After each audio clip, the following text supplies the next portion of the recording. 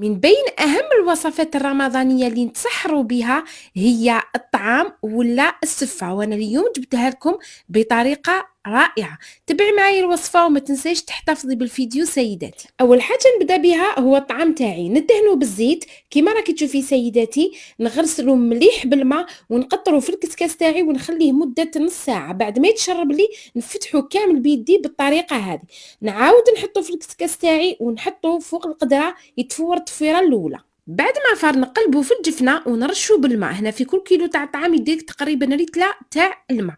هنايا نضيف الملح بيان سور، وعندي هنايا الزبده.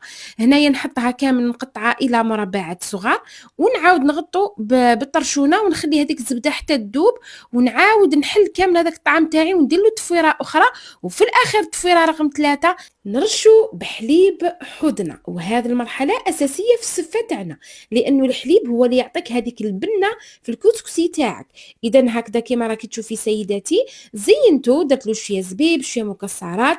هنا التزيين يقعد اختياري. وفي الاخر سيداتي ترافقي هذاك الكسكس تاعك بالبن حضنه اللي غني عن التعريف.